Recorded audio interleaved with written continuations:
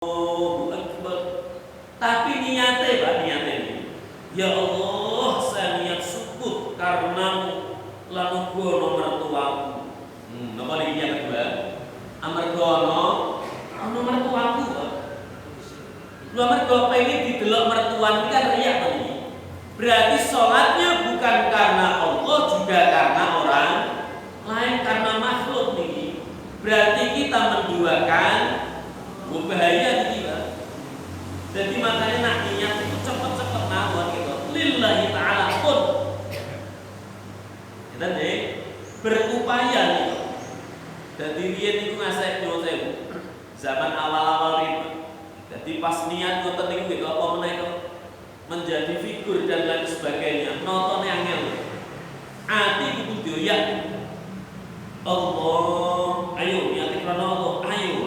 Seakan-akan ada perdebatan di hati kita.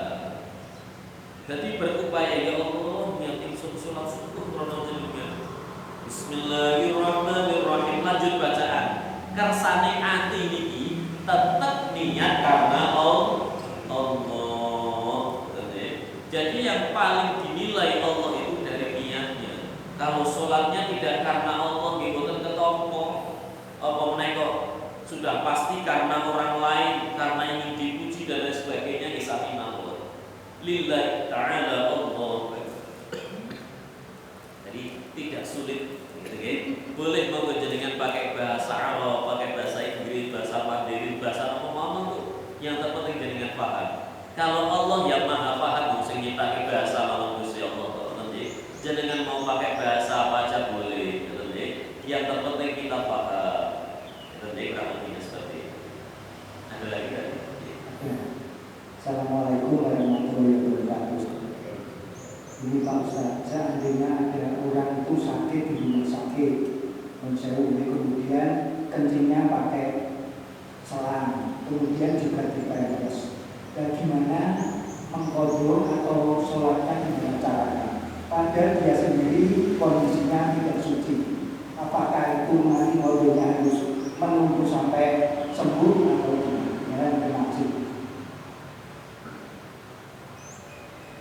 Sholat merupakan kewajiban bagi setiap muslim. Ini sholat 5 waktu ya.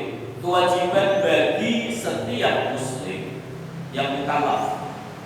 Sudah tabiy, sudah akil, sudah balik.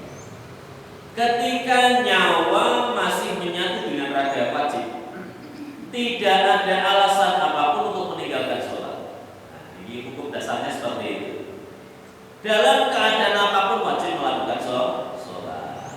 Kalau kita dalam keadaan sehat walafiat, sholat ada syaratnya. Salah satunya suci dari hadas dan najis. Kalau kita berhadas kecil ya kita wudu. Kalau kita hadas besar ya kita mandi besar. Kalau kita ada najis ya harus kita sucikan.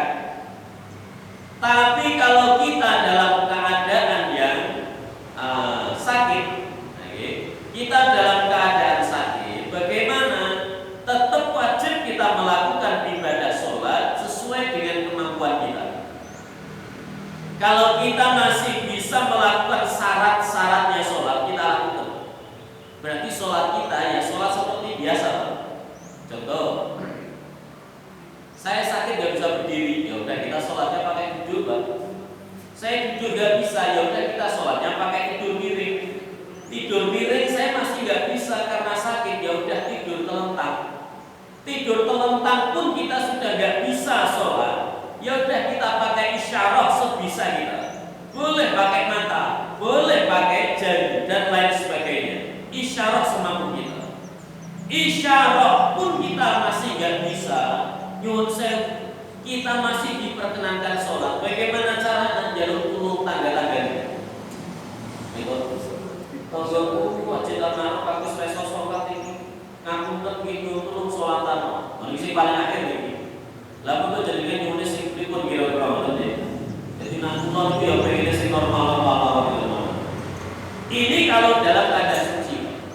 Tapi beda ceritanya kalau kita ini tidak bisa memenuhi syarat sholat. Ada sholat itu namanya hurmatil waktu, ini masih kewajiban. Ini solusi bagi mereka yang sholat dalam keadaan hadas. Ya, contoh terbaring di rumah sakit, diselang dan sebagainya, kita nggak bisa, otomatis kan nempel ini. Lah bagaimana? Ya tetap kita sholat lagi. Kalau kita nggak butuh ya boleh saja. Jadi sholat yang hormatil waktu itu adalah sholat yang kita lakukan karena ada beberapa dari syaratnya sholat belum terpenuhi. Ada kalanya tidak bisa menghadap kiblat, contoh sholat di kereta api. Airnya ada, kita bisa wudhu, tapi kita melakukan perjalanan dari Jakarta ke Surabaya, Pak. Kursinya menghadap ke depan, berarti jadikan sholatnya madhep budi, madhep timur. Boleh apa tidak? Ya boleh. Ya, boleh-boleh saja. Kalau dulu mungkin kereta itu ada depan, Pak. Tapi sekarang kayaknya sudah menghadap ke depan semua gitu. Kalau sudah menghadap ke depan, otomatis kita akan sholatnya menghadap ke sana. Apakah ini boleh? Boleh. Sholat dalam medan perang sama.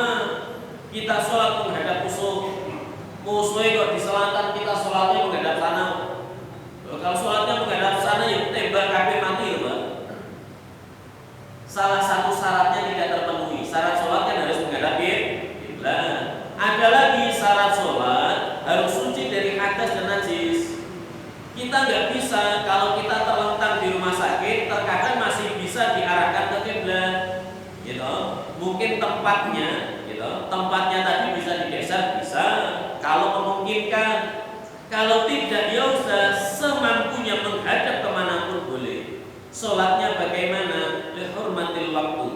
Orang yang sudah melakukan sholat lihormatil waktu, andai karena daruratnya ini sampai meninggal dunia, mereka belum mampu untuk mengganti atau mengqadhonya, maka mereka dinilai sudah melakukan ibadah sholat. Tapi kalau sudah diberi sehat wal afiyah, tidak secepatnya mengqadho, jeda 1 tahun untuk meninggal, ini termasuk meninggalkan sholat.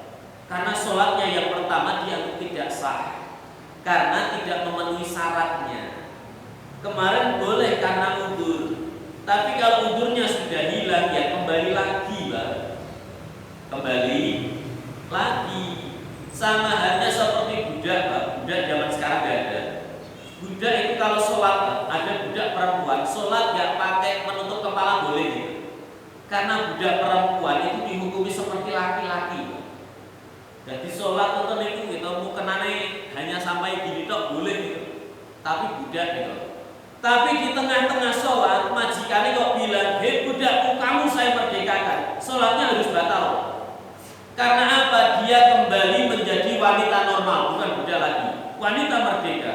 Kalau wanita merdeka, ketika sholat harus ditutup semuanya, karena semuanya aurat, kecuali wajah dan kedua telapak tangannya.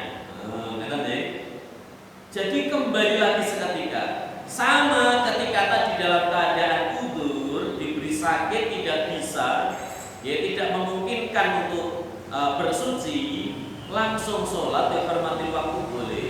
Tapi kalau sudah diberi kesehatan, secepatnya kita mengqadho atau mengulangnya. Ya kalau tidak, karena udzurnya sudah hilang, ya berarti kita dihukumi awal lagi. Ya, kurang lebihnya seperti itu. Ya. Pertanyaan terakhir ya.